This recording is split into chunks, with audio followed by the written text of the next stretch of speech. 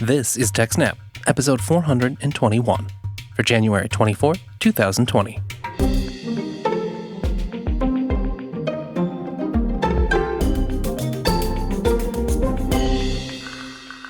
Hello and welcome to TechSNAP, Jupiter Broadcasting Systems, Network, and Administration podcast. My name is Wes, and I'm joined by Jim. Hey Wes, it's time for my favorite part of the show.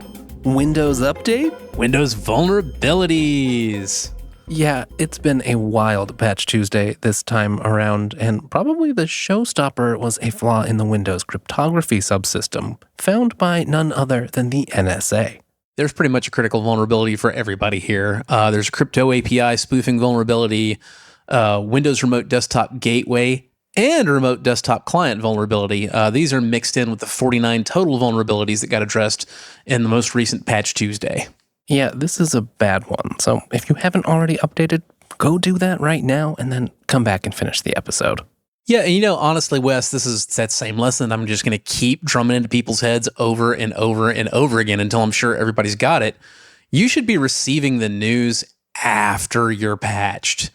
I don't really sweat these things too much when I see them because I know I've got automated updates turned on, and by the time the vulnerability goes public, I'm already patched against it. But now that you've had your semi-weekly scolding from sysadmin dad, let's talk about our actual vulnerabilities this time around. First up, we've got the crypto API spoofing vulnerability, 2020-0601.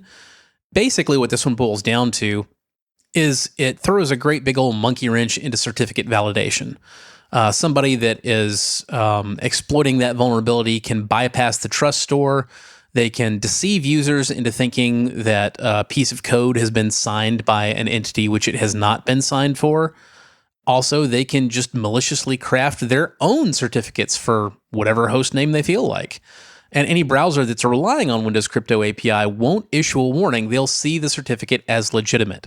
So if you have not patched this vulnerability and you fire up your trusty browser and head over to Microsoft.com, should you get man-in-the-middled and end up on a malware site that has a fake certificate claiming to be Microsoft.com, your browser might trust that implicitly and everything looks good. You got green check marks and you download more code. Yikes, Jim, the implications here are not great. How did this happen? Well, the underlying flaw is in Windows' handling of elliptic curve cryptography. As you may know, there are a few standard curves, each with some specific parameters. The flaw at the heart of this vulnerability is that Microsoft would accept non-standard parameter values for G. And it turns out that with some fancy math and control over the value of G, you can take any public key and then generate a private key that will match, at least when using your custom value of G. And thus was born Curveball, or my preferred name, Let's Decrypt. As we mentioned earlier, this vulnerability was first reported by the NSA, and that's a bit unusual. The NSA has been known for keeping vulnerabilities secret, notably Eternal Blue, and then using them for their own devices, and not reported it to the upstream vendor who could actually provide a patch. Now, with an N of 1, it's certainly hard to say if this is going to be a trend, but I, for one, hope we see more of this behavior from the NSA. Next up, let's talk about Remote Desktop. There are 3 total vulnerabilities, 2 of them in the Remote Desktop Gateway service, and 1 of them in the Remote Desktop Client itself. And there's a lot of technical details that I'm just going to gloss over for right now and get down to what you care about as a sysadmin or InfoSec person. Now, the impact of the Remote Desktop Gateway vulnerabilities is that an attacker who touches an exposed gateway can cause code to execute on your gateway prior to authentication. So the attacker doesn't need to know anything about any certificates that you have or any user passwords or anything. If your gateway is someplace where it can be touched and you haven't patched it, it can be owned. Now, the vulnerability, it's actually a separate vulnerability. The first 2 are 2020-0609 and 0610. The third vulnerability is in the Remote Desktop Client itself. And effectively, it's just the inverse of what we just talked about with the gateway. If you touch a malicious gateway with your Windows Remote Desktop Client and it's unpatched, the gateway can cause remote code execution on your computer. Again, you don't need to successfully authenticate. Just touching the gateway is enough to infect your client. Say you're targeted by a man-in-the-middle attack, or just happen to type a hostname incorrectly. You could get owned. Or it could be a watering hole attack. Maybe you're connecting to a perfectly legitimate gateway that you connect to all the time, but that gateway's been compromised. Now you touch it, you can get compromised too. Seems like, once again, RDP can just be a dangerous idea, at least when it's exposed. We've said this before, we're going to say it again. Exposing RDP to the internet at large is just not safe. You need to have that thing behind a VPN. RDP, VPNs. This brings us to our next topic today, which is firewalls. Jim, you've been playing with OPNsense, right? Yeah, I did my first OPNsense installation this weekend, and I ended up liking it a lot. Well, that's exciting, Jim.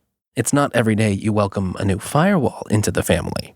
Am I right in thinking that OPNsense is a fork of the venerable PFSense? Correct. In much the same way that, for example, the ZigmaNAS network attached storage distribution is a fork of FreeNAS. And much like I ended up preferring ZigmaNAS strongly to FreeNAS, I prefer OPNsense to PFSense as well. There are a lot of similarities. They're both BSD based, and the installation process seems pretty familiar if you've ever done a PFSense install. When you do your first OPNsense install, you still have a very limited, text-based kind of a menu on the actual console of the router itself when you first install it, and you do your real installation in a GUI in a web browser. I'm not super deep in the OPNsense GUI yet, but it's a lot more cleanly laid out than PFSense.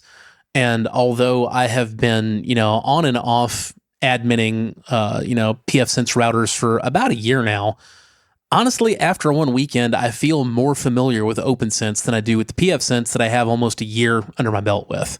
Hey, that's a good property, especially for a tool whose main use case is having a nice, friendly GUI to use. And firewalls tend to be some of those appliances you might not see every day, so it's nice to have that easy to come back to when you need to adjust a setting 6 months down the road. Yeah, exactly. I mean, I'm responsible for about 20 PFSense routers at this point. So when I say that I've been using PFSense for about a year, it's on about 20 total routers. But like you said, you don't really touch a router day in, day out, and it leaves me generally sort of familiar with it, but it's still a real handicap when you feel like that interface isn't intuitive and you feel like you're fighting it every time you use it. And that's very much been the way I felt about PFSense. OPNsense, the interface is definitely not perfect. It's not as intuitive as, say the consumer interface on like a Netgear Nighthawk router or, something along those lines. It's not that intuitive, but it's a lot closer than PFSense is. One thing that's great about PFSense and OPNsense is you can use them in all kinds of different scenarios. Jim, I'm curious, what were you exploring? The main use case for PFSense for me has always been it's a reasonably supportable way to get x86 routing into small businesses. It's pretty quick to hit a cutoff point where it's difficult to keep up with ARM hardware with the needs of a network that's got a lot of concurrently active users on it. And Netgate, the company behind PFSense, they offer Netgate appliances with PFSense pre-installed. And I've inherited a couple of those, but I've always personally found them kind of overpriced. You'll spend nearly $500 for a little itty-bitty ARM-based router with only 2 ports on it. And when you look at the live hardware monitoring in the interface, you see the CPU, it's spiking up to 50, 60, 70% utilization all the time, even when there's not really a whole lot going on in the network with that little ARM-based CPU. So I greatly prefer just getting a generic x86 box and installing the distribution on it. And that's true whether it's PFSense or OPNsense. Now you can get tons of these things from Amazon or Newegg or what have you, or you can build your own completely from scratch. But I found there's a Chinese vendor called Chotom, and it's spelled QOTOM. I like their builds. They've got ruggedized fanless chassis with nice deep, metal heat sinks on the top, and you can get them in 4 or 8 port versions with Celerons or laptop i3s, i5s, or i7s for a really good price. I ended up spending less than $300 for an i5 with 8 gigs of RAM and a 16 gig solid state drive, as opposed to the nearly $500 for the Netgate with the ARM CPU. Yeah, that sounds like a much better deal, and I'll admit, I'm interested. While I normally choose Linux for my firewall needs, OPNsense seems like it makes, forgive me, a lot of sense, at least for appliance-like applications. Is there anything else I need to know about OPNsense? Yeah, Wes, I was kind of at the same point that newbie to consumer router firmware flashing might be, trying to choose between OpenWRT and DDWRT. They both serve the same purpose, but there's all kinds of subtle differences between them, and you probably have to go read a forum thread somewhere to figure out which one you should actually be using. Exactly. So I knew they were both there, and I knew I was probably going to have a distinct preference for one or the other, but I really wasn't sure yet which one. I saw a lot of, kind of generic user posts on forums saying that the user interface was a lot better on OPNsense than it was on pfSense, and that sounded appealing. But I still wasn't really sure about, code quality or what would the support be like, or how long had they been around. So I did a little bit deeper digging. And to my surprise, I found some drama. OPNsense originally forked from pfSense back in 2014. The developers behind OPNsense had been sponsors of the pfSense project. They'd been, financial supporters. And they didn't like the direction that the development was going. They didn't feel that the code was up to their quality standards. And they wanted to recreate the project in their own words in more of the spirit of the original monowall distro that pfSense had been forked from. This was fine and dandy. And for the next couple of 3 years, they did their thing. They made regular OPNsense releases. And you just had 2 distributions to pick from. You had OPNsense, you had pfSense. But then Netgate, the company behind pfSense, registered the domain opensense.com and put a really nasty, I hesitate to call it a parody website. It was really an attack website about OPNsense there. They used the OPNsense name. They used a video of the movie Downfall, with an actor portraying Hitler ranting in his bunker, and captioned it deep in the OPNsense development bunker. Well, I don't recommend it. It is archived over at the Wayback Machine if you're curious, and there's no way around it. It's pretty hostile. I mean, we could go on for more time than we have in the show about how nasty this site was. And when the OPNsense folks, sent off a letter to WIPO to complain about it and, find out who hosted it, they were expecting it would just be some random pfSense fan. But when the email come back from WIPO to tell them who was behind the domains by proxy privacy registration, it turns out that it was not some distraught pfSense fan. It was Jamie Thompson, Rubicon Communications, doing business as Netgate.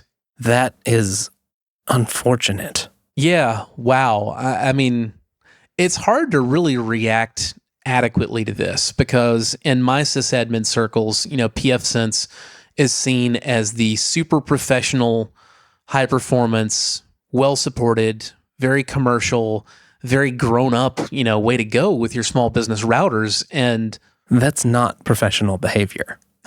That's not at all what this feels like.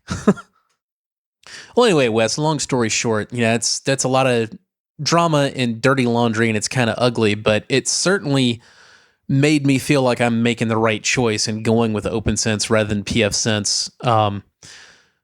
Besides the drama and pfSense being very much on the wrong side of that drama, when you dig into docs.opensense.org, they have a coding guidelines, basics, and future page that goes into some detail about coding standards, not just, we're Deciso, the makers of opensense.org, and we say you have to write high quality code. No, they're talking about model view controller standards and PHP code, PSR1 and PSR2 coding standards set down by the PHP Framework Interoperability Group. For Python, the Python enhancement proposals apply. They have architecture and component documentation. This is a very grown-up design document. It certainly seems like they've got a great focus on a maintainable, healthy, enjoyable open source project, and I love seeing that. And I can tell you it absolutely was very easy to install. You download the installer, and burn it to a USB drive. It boots up in you can actually test drive it live and usable directly off of the USB with no installation, or of course you can just do an install direct to your system's drive, which I did. And it was really easy. The interface is much cleaner than PFSense's. I felt more comfortable with it after a few hours on a Sunday working with it than I had in a year of intermittent experience with PFSense. And the performance has been great as well. Now, to be fair, I didn't compare directly the performance of PFSense versus OPNsense. So that's not necessarily what we're talking about right now. However, I can tell you I went from a 2 gigahertz CPU ARM-based Netgear Nighthawk router, which was bottlenecking on this particular client's 500 megabit connection at about 280 megabits or so, to the new OPNsense router, which ran all the way up a little bit beyond 500 megabits. Perfect performance, never broke a sweat. And usually that's the most important test of all. Does it actually work for your use case? Exactly. I won't lie to you. I did find one hitch in getting, one of the more advanced parts of the system working for me. I don't usually run VPN servers directly on the router. I tend to prefer to run them in VMs on a host on the LAN side of the firewall and just do static routing through that host as an additional gateway. Now, that's really easy with consumer routers like Netgear or Asus or what have you. It's considerably more difficult with PFSense. It's kind of a nightmare, honestly. And it appeared to be simpler on OPNsense at first, but I did run into a hitch that took me a while to figure out. The first thing you have to do is you have to define an additional gateway and point that to your machine or VM on the LAN side. Once you've done that, you can set up a static route for your tunnel and route it through that gateway on the LAN side. And at this point, at first, you think everything works because you can ping machines on the LAN from arbitrary machines connected to the VPN and vice versa. But what happens then, and this kind of ties into why we ended up talking about this, because we were talking about the RDP vulnerabilities. And it reminded me about this weekend appearing to have all my static routing in the VPN set up, but I couldn't get remote desktop to work. Now, this had nothing to do with the RDP vulnerability. The actual problem was that pings will work when you've done what I just described, set up a gateway on your LAN and set up a static route through it. But only pings work. Actual services won't until you find another setting buried a little obscurely in OPNsense's interface. Now, trying to figure this out was driving me absolutely nuts. The one thing that kept me a little bit more sane than I otherwise might have been is I discovered OPNsense has a really nice live firewall view. You can see firewalls being applied in real time to traffic as it goes through the network, which makes it a lot easier to see what's happening. So, what I had discovered by this point is it wasn't just RDP. Absolutely nothing but ICMP would work. Everything was getting blocked. You can go into the log files and try to scroll through them and look for, the individual lines that apply. And I did that, and I saw that, bizarrely, the default deny rule was blocking the machines on the LAN from replying to the machines on the VPN. But it made it a lot easier once I found the live view, because now I could just go to my machine on the other end of the VPN and I can just run Nmap against the RDP host, which would, just reliably put thousands of connection attempts across the network and just scroll up nothing but the block rules that I was really concerned about in this live view. So I can see this happening in real time.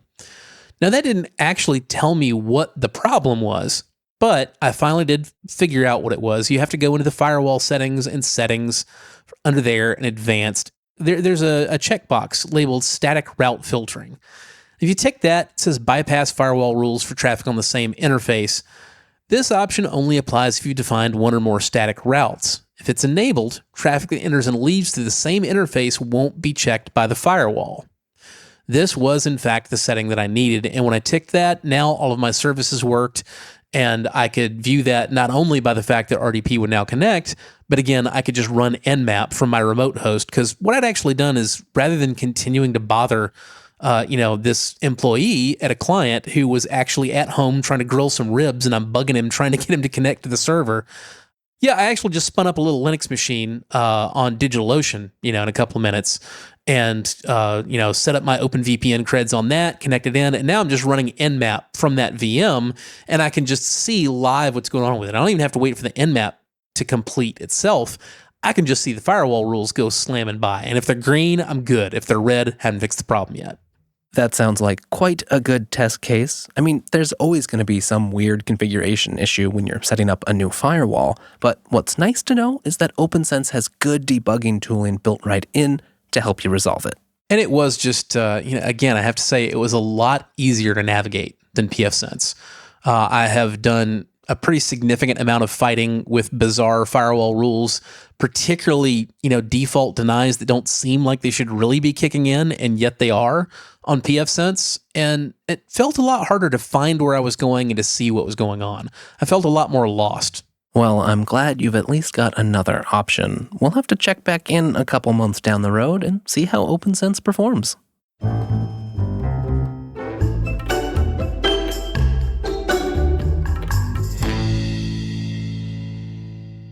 Well, Wes, this whole episode, one way or another, has ended up being about remote control. So let's talk about some really, really remote communication. Like communicating with astronauts in space? I think that qualifies, Jim. Absolutely.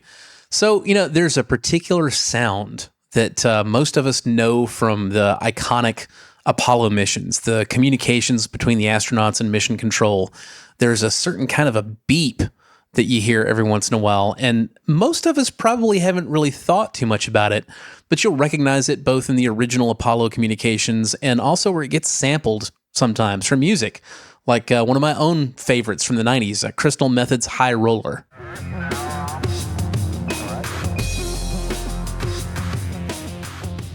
Yeah, that's certainly a classic, at least to some. But besides adding a space-like atmosphere to just about anything you play them on top of, those tones also have an important purpose.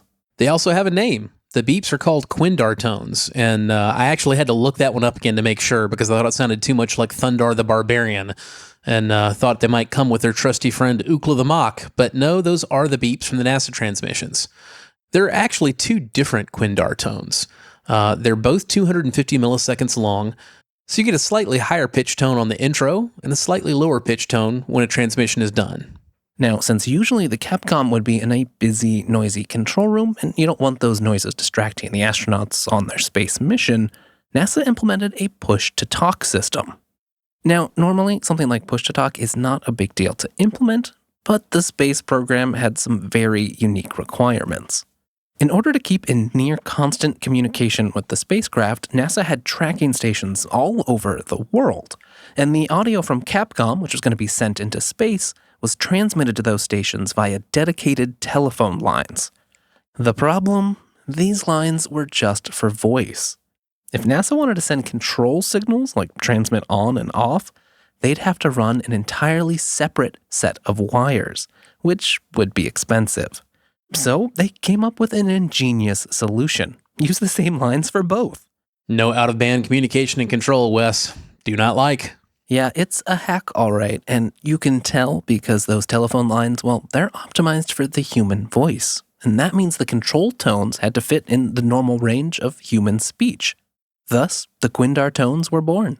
So what NASA absolutely did not need was their own personal version of Cap'n Crunch. Yeah, that's for sure. Although, Jim, I think you better explain that reference, because you're not talking about cereal. There's a long history of hacking into in-band communication and control systems. For those of you who didn't catch the Cap'n Crunch reference, there was a gentleman by the name of John Draper who used to use a toy whistle from Cap'n Crunch cereal. If he blew it just right, he could generate a tone at precisely 2600 hertz, which was a command tone for AT&T, actually Ma Bell at the time, voice telephone systems. And he could make free long-distance calls that way. And it even sounds almost like those Quindar tones.